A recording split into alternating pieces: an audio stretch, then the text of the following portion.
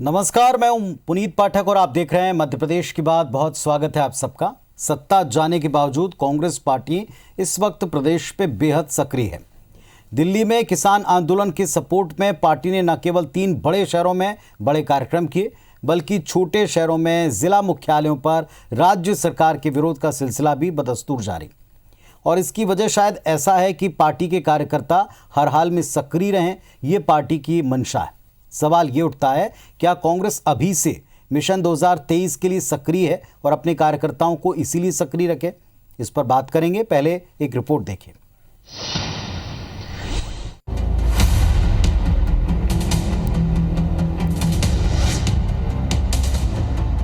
मुरैना खाट पंचायत, भोपाल राजभवन घेराव,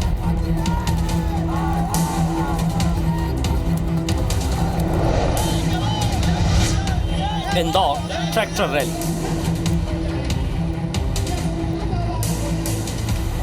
ये बीते कुछ दिनों की तस्वीरें हैं जब सरकार जाने के बाद कांग्रेस के तमाम नेता एक साथ दिखाई दिए। हर मौके पर गुटबाजी का आरोप झेलने वाली कांग्रेस ने खुद को एकजुट बताने की कोशिश की। सिर्फ कमलनाथ और दिग्विजय सिंह ही नहीं, अरुण यादव, सुरेश पचौरी से लेकर विवेक तनखा और अजय सिंह भी आंदोलन में शामिल हुए। जाहिर तौर पर सवाल उठते हैं कि क्या कांग्रेस अभी से 2023 की तैयारियों में जुट गई है? क्या कांग्रेस निकाय चुनाव को विधानसभा चुनाव की तर्ज पर लड़ना चाहती है? कांग्रेस के बड़े नेता जानते हैं कि कार्यकर्ताओं में जोश बनाए रखने के लिए ऐसे आंदोलन जरूरी है। क्या किसान आंदोलन का समर्थन और इस तरह के प्रदेश प्रदर्शन में पार्टी के आला नेता और आला कमान को अपनी ताकत का एहसास कराना चाहते हैं? वजह चाहे जो भी हो, लेकिन इन आंदोलन से कांग्रेस के नेता खुश हैं और उन्हें लगता है कि इसका फायदा आने वाले दिनों में होगा। देखिए, प्रदेश कांग्रेस कमेटी की 2023 की पूरी तैयारी है और इसीलिए किसानों का आंदोलन पूरे प्रदेश के अंदर हर जिले में, हर कस्बे में, तहसील में चलाया जा रहा है। और कांग्रेस पार्टी अब बूथ स्तर पर काम करना कांग्रेस पार्टी ने शुरू कर दिया। बूथ स्तर पर हमारे कार्यकर्ताओं की फौज तैयार कर रहे हैं हम लोग। 15 साल बाद सरकार बनने के बाद 15 महीने में ही सरकार से बाहर होने वाली कांग्रेस अब हर स्तर पर बहुत ही सावधानी से काम कर रही है। सिंधिया समर्थक तो पार्टी छोड़ चुके हैं, लिहाजा बाकी गुटों में संतुलन का पूरा ध्यान रखा जा रहा है। और शायद यही वजह है कि खुद कमलनाथ ने नेता प्रतिपक्ष और प्रदेश अध्यक्ष दोनों ही पद अपने पास रखे हुए हैं। वैसे बीजेपी का मानना है कि कांग्रेस लाख कोशिश कर ले, न तो निकाय चुनाव में और न ही आने वाले विधानसभा चुनाव में कांग्रेस वापसी कर पाएगी। कांग्रेस सक्रिय नहीं हो गई है।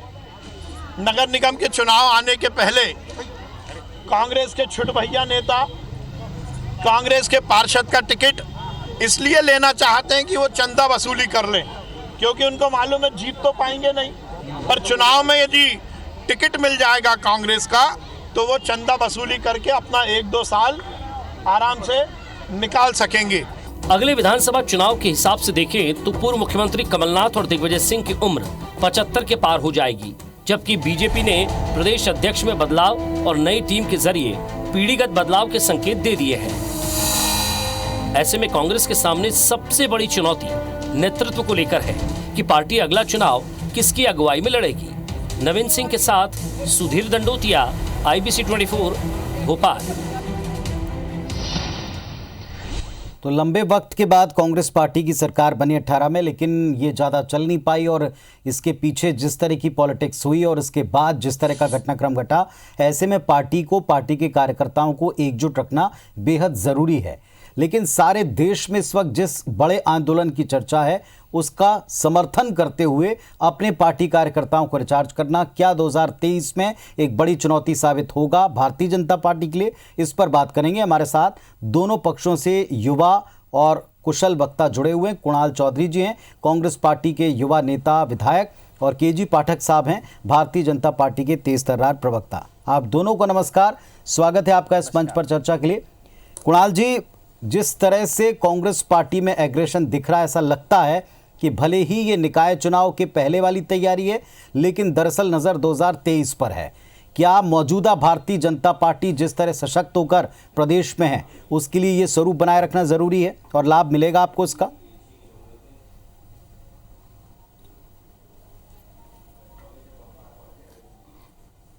देखिए, पहली बात कि लोकतंत्र के अंदर महत्वपूर्ण चीजें होती है कि जब जनता एक पार्टी को सत्ता में लाती है, दूसरे लोगों को विपक्ष के अंदर लाती है। और लोकतंत्र तभी चलता है जब सत्ता और विपक्ष दोनों अपना मूल काम करें। जब सत्ता अगर निरंकुश होती जाती है तो विपक्ष को अपना काम करना पड़ता है, जनता को, मीडिया को, सबको अपना काम करना पड़ता है। और हमेशा यही लोकतंत्र की एक बड़ी अच्छी कहावत जो दी थी कि अगर सड़कें सूनी हो जाएगी तो यह संसद आवारा हो जाएगी। और वही स्थिति कमोवेश लगातार होती जा रही है। देश की संसद में बैठे लोग जो आवारापन की स्थिति में, हट धर्मिता की स्थिति में पड़े हुए और कहीं ना कहीं काम कर रहे हैं। मध्य प्रदेश की भी बात करें, जब 15 महीने पहले कांग्रेस की सरकार थी, भारतीय जनता पार्टी विपक्ष में थी, पर भारतीय जनता पार्टी अपना काम नहीं कर रही थी। जब कांग्रेस अपने उसमें आई है, हम सत्ता में थे, अपना सत्ता का काम करा, आज विपक्ष में है। तो जिस तरीके से लोकतांत्रिक मूल्यों का कत्ल मध्य प्रदेश और देश के अंदर हो रहा, जिस तरीके से इस देश के काले कानूनों को लागू करा जा रहा, उसके खिलाफ लोकतांत्रिक मूल्यों के साथ अपने जनता के हक और अधिकार के लिए हम सड़कों पे,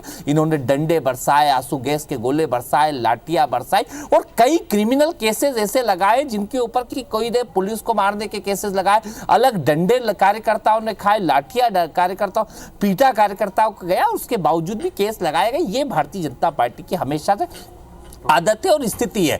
पर जब भारतीय जनता पार्टी विपक्ष में थी, कभी आपने देखा होगा कि ये सिर्फ षड्यंत्र करके खरीद फरोख्त की राजनीति में लगे रहे। कभी जनता के मुद्दों को सड़कों पे उठाने की हिम्मत इन्होंने नहीं कर पाई, क्योंकि षड्यंत्र के साथ राजनीति करना भारतीय जनता पार्टी का आदत है। लोगों को खरीद फरोख्त के साथ सरकार इन्होंने बनाने का काम करा। हम जनता के बीच में अपना काम कर रहे हैं, उनके मौलिक सिद्धांतों के लिए, उनके हक और अधिकारों के लिए, चाहे सड़कों पर लड़ना पड़े, चाहे डंडे खाना पड़े, हर वर्ग के लिए। अभी आप कमलनाथ जी के नेतृत्व में देखेंगे पूरे प्रदेश के अंदर किसानों के हक और अधिकार के लिए ट्रैक्टर रैलियां चल रही है। अभी पूरे प्रदेश के अंदर पेट्रोल डीजल की जो दाम बढ़े हुए हैं, मतलब बेतहाशा कि आप आसपास के देशों के देखें तो शर्म आती है कि किस तरीके से जनता के साथ लूट मची हुई है। तो हम सड़कों पे अपना काम कर रहे हैं, जनता के बीच में काम कर रहे हैं। और इस लोकतांत्रिक मूल्यों में हम षड्यंत्र की राजनीति नहीं कर रहे हैं, हम लोकतांत्रिक मूल्यों के अंदर जो मौलिक अधिकार है उसके लिए लड़ने का काम कर रहे हैं। जनता की 15 साल तक लगातार कांग्रेस पार्टी ने जमीन पर उतरकर विपक्ष का काम किया। इसके बाद जनता ने सरकार बनाने का एक अवसर आपको दिया। आपने स्वयं ने और कांग्रेस पार्टी के नेताओं ने बार बार कहा कि जिस तरह की पॉलिटिक्स भारतीय जनता पार्टी देश में और प्रदेश में कर रही है, इसको लेकर जितना कहा जाए या जितनी मिसालें आप लोगों ने दी हैं उसको मैं यहाँ दोहराना नहीं चाहता। क्या उस तरह की भी पॉलिटिक्स के लिए पार्टी को तैयार होना पड़ेगा? सवाल तो यही है कि जनता के मुद्दों को उठाकर सड़क पर 15 साल आपने विपक्ष के तौर पर काम किया, लेकिन सत्ता पक्ष की तरफ आने के लिए क्या केवल इतना पर्याप्त दिखता है?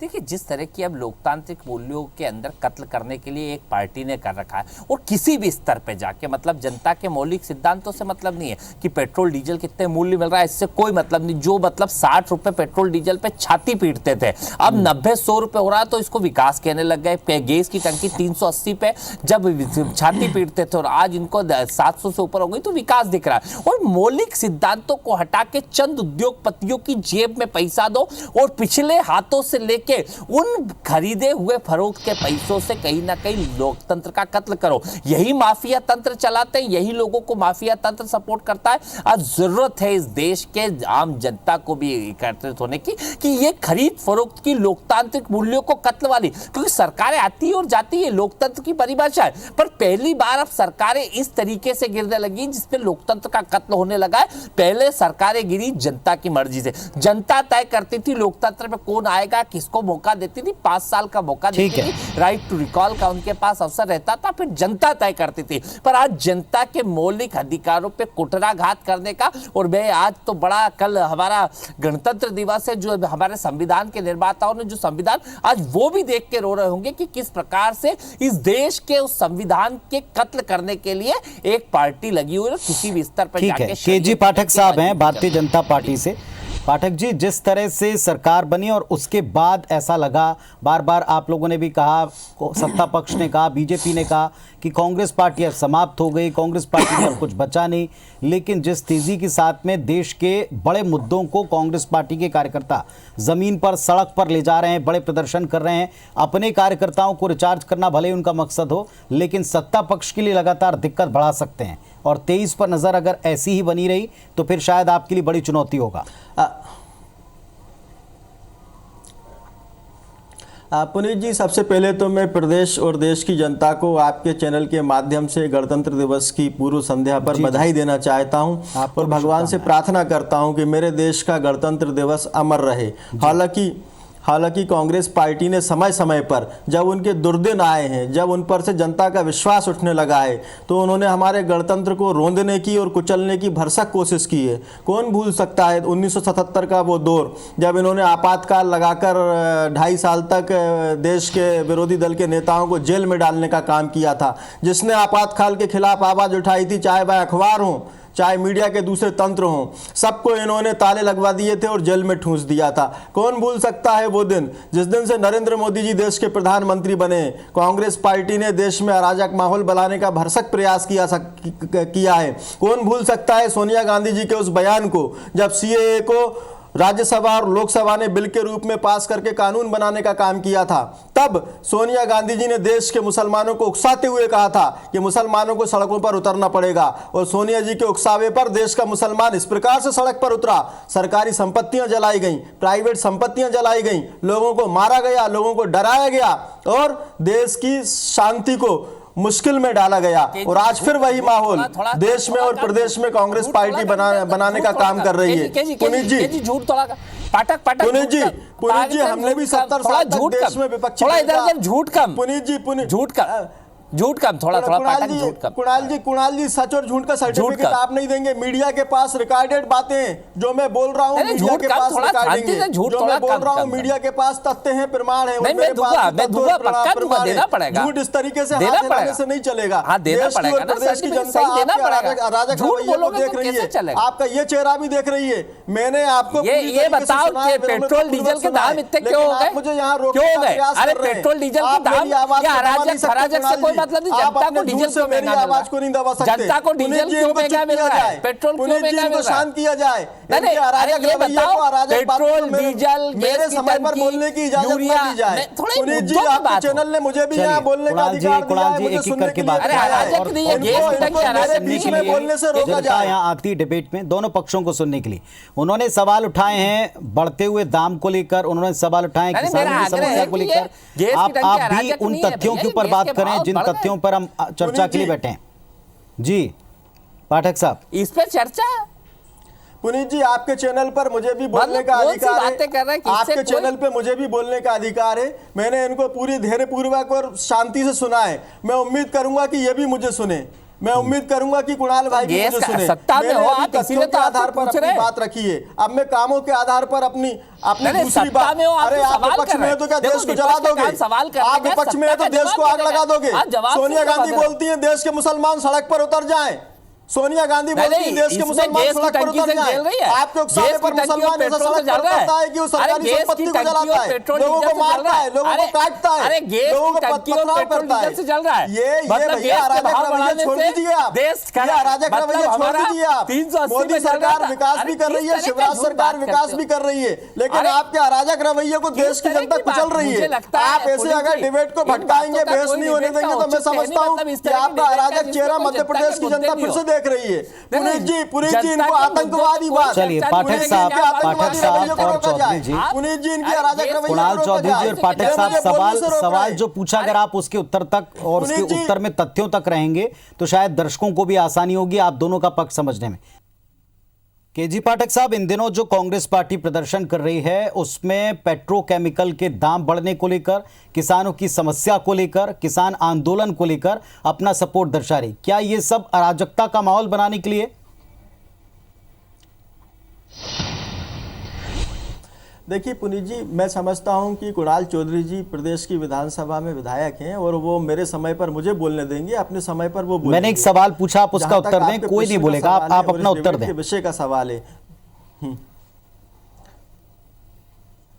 पुनीत जी, वास्तव में कांग्रेस में जो धरने प्रदर्शन का खेल चल रहा है वो दोहरी मानसिकता को लेकर चल रहा है। मध्य प्रदेश में परसों हमने कांग्रेस के प्रदर्शन को देखा, आज ही कमलनाथ जी ने और कांग्रेस पार्टी के संगठन ने नाराजगी व्यक्त की है कि पूरे जिलाध्यक्ष उस प्रदर्शन में भाग नहीं ले पाए। वास्तव में कांग्रेस में इस समय पुत्रों को और अपने पट्टों को स्थापित करने का खेल चल रहा है। जिलाध्यक्ष ज्यादातर दिग्विजय सिंह जी के हैं, प्रदेश अध्यक्ष कमलनाथ जी हैं। जिलाध्यक्ष प्रदेश अध्यक्ष कमलनाथ जी को सरकार अपना सपोर्ट नहीं दे पा रहे हैं। जिस प्रकार से कमलनाथ जी ने 15 महीने में अपनी सरकार खो दी, दिग्विजय सिंह जी के विश्वास के कारण और कांग्रेस की अंदरूनी राजनीति के कारण, आज वही खेल कमलनाथ जी के साथ फिर से प्रदेश अध्यक्ष और नेता प्रतिपक्ष के तौर पर खेला जा रहा है। दूसरी तरफ मैं जाऊंगा, प्रदेश और देश में जिस प्रकार से आज किसान आंदोलन के नाम पर कांग्रेस पार्टी का अराजक चेहरा देश की जनता के सामने आया है। केंद्र सरकार लगातार बोल रही है, वार्ता की टेबल पर आइए, आप अपने विषय को बताइए, आपको कमियां कहां नजर आ रही हैं, हम सुधारने को तैयार हैं। केंद्र सरकार ने इतना तक बोल दिया कि हम 1.5 साल के लिए सारे बिलों को होल्ड पर रखने को तैयार हैं। इस बीच में हम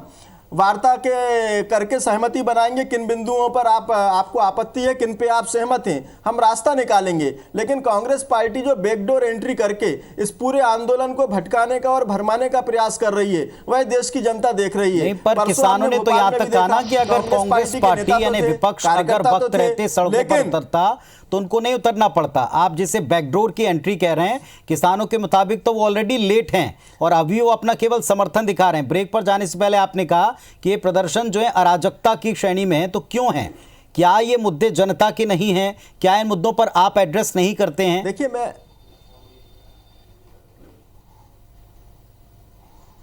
पुनीत जी, भारतीय जनता पार्टी इस देश में लगभग 60 वर्षों तक विपक्ष में रही, चाहे प्रदेश हो चाहे देश। हमने हमेशा विरोध जरूर किया है, लेकिन देश को अराजकता के माहौल में ढकेलने की कभी कोशिश नहीं की। हमने देश की संप्रभुता को चोट पहुंचाने वाले लोगों से कभी समझौता करने का प्रयास नहीं किया। मेरा प्रश्न है, वास्तव में अगर किसान है तो मेरा उनसे भी ये निवेदन है कि आपके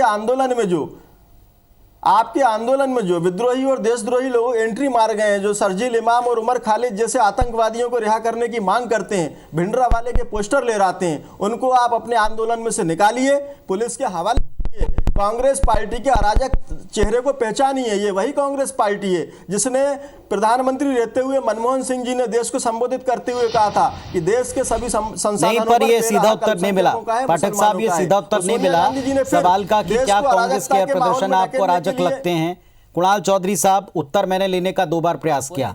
जो मुद्दे आप लोग अभी आंदोलन के तौर पर कर रहे हैं, मतलब क्या ये पार्टी को बचाने की या कार्यकर्ताओं को जगाने की है, चाहे वो किसानों की बात हो या फिर ये सरकार को चेताने के लिए?